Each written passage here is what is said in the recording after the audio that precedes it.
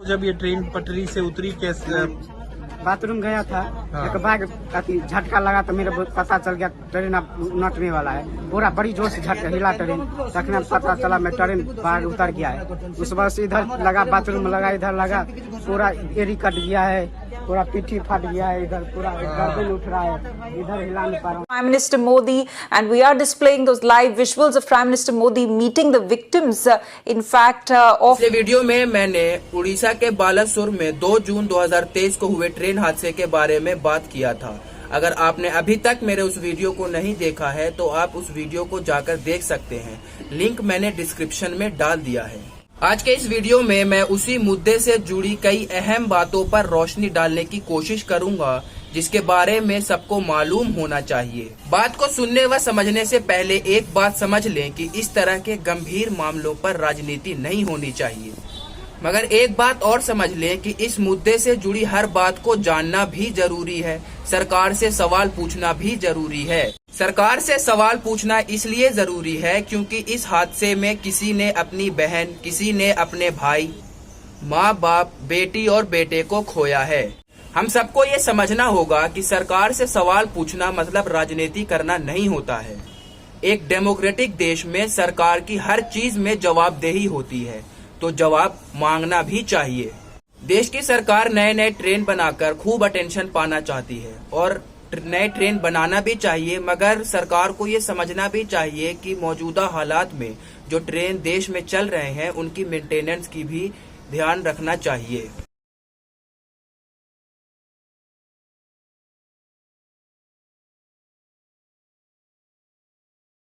70 से 80 सीट की बोगियों में लोग ठूस ठूस कर सफर करते हैं।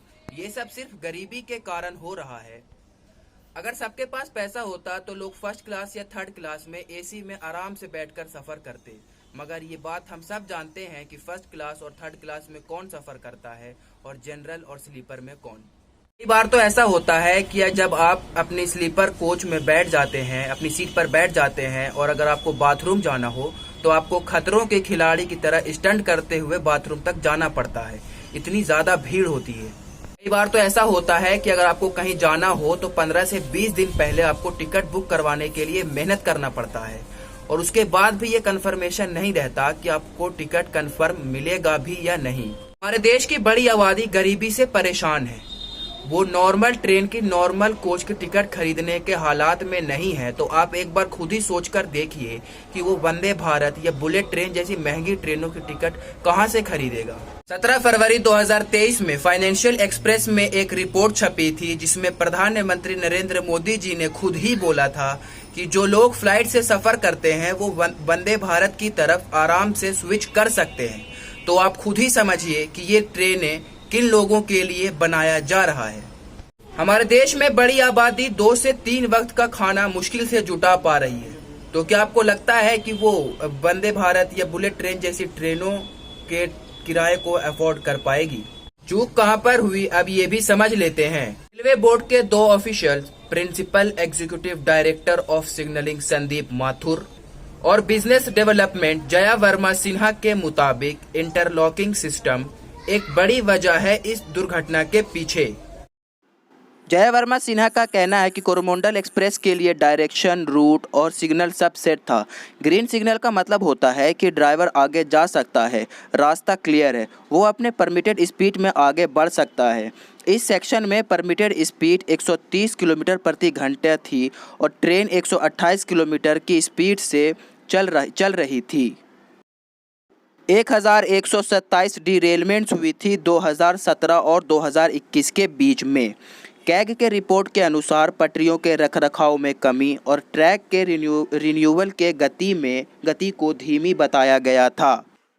भारत में रेलवे का नेटवर्क 68,000 किलोमीटर से ज़्यादा एरिया में फैला हुआ है और एंटी कोलिजन कवच सिर्फ 1,445 किलोमीटर रूट पर लगा हुआ है। आखिर ऐसा क्यों? रेल मिनिस्टर अश्विनी वैष्णव का कहना था कि 2022-23 में कवच सिस्टम 2000 किलोमीटर रेल नेटवर्क पर लगाया जाएगा। अगस्त 2017 में जब कैफियत एक्सप्रेस का एक्सीडेंट हुआ था तब 70 से ज़्यादा लोग गंभीर रूप से घायल हुए थे। इस हादसे के बाद रेल मिनिस्टर सुरेश प्रभु ने रिजाइन कर दिया था। अब देखना यह है कि अश्विनी वैष्णव रिजाइन करते हैं या नहीं, क्योंकि इस केस में 290 से ज़्यादा लोगों की जान चली गई है। भारतीय रेलवे में सुरक्षा के लिए 3,12,000 से अधिक पद खाली है। हमारे देश के कुछ लोगों ने इसमें भी धर्म का एंगल डाल दिया है, वो भी बेबुनियादी। चलिए मैं आपको उसके बारे में भी बता देता हूँ। वीनू भाई पटेल लिखते हैं कि ये बालासुर ट्रेन एक्सीडेंट की तस्वीर है, जिसमें नज़दीक में एक मस्जिद भी नज़र आ रही है। और याद रहे, हादसा शुक्रवार के दिन हुआ है, कोई साजिश की बू आ रही है। रजना सिंह लिखती हैं कि देश के गद्दारों के अड्डे के सामने ही ये हादसा हुआ है। वीरेंद्र तिवारी लिखते हैं कि शुक्रवार का दिन है और पड़ोस में मस्जिद है। जिहाद करने को ही हाईवे और रेलवे ट्रैक से लगते हुए मुस्लिम कॉलोनी और मस्जिद उगाई जा रही है। ओला ही ऊबर है। तस्वीरों में जिस इमारत को मस्जिद बताया जा रहा है, जब इस बात की जांच पड़ताल हुई तो ये मालूम चला कि वो बांगा का इस्कॉन टेम्पल है, यानी मंदिर है। ये वही मंदिर है जिसे मस्जिद बताकर इस हादसे में धर्म का एंगल डाला जा रहा था। उड़ीसा पुलिस का कहना है कि ट्रेन हादसे को सांप्रदायिक रंग देने वालों के खिलाफ कड़ी कार्रवाई की जाएगी। जब तक हम 80 और 20 की राजनीति करते रहेंगे, अस वर्सेस देम करते रहेंगे, तब तक ये सारे हादसे होते रहेंगे। इसीलिए कहता हूँ, हर चीज में धर्म को मत डालिए। और हाँ, देखते रहिए इनकलाबी समर। धन्यवाद।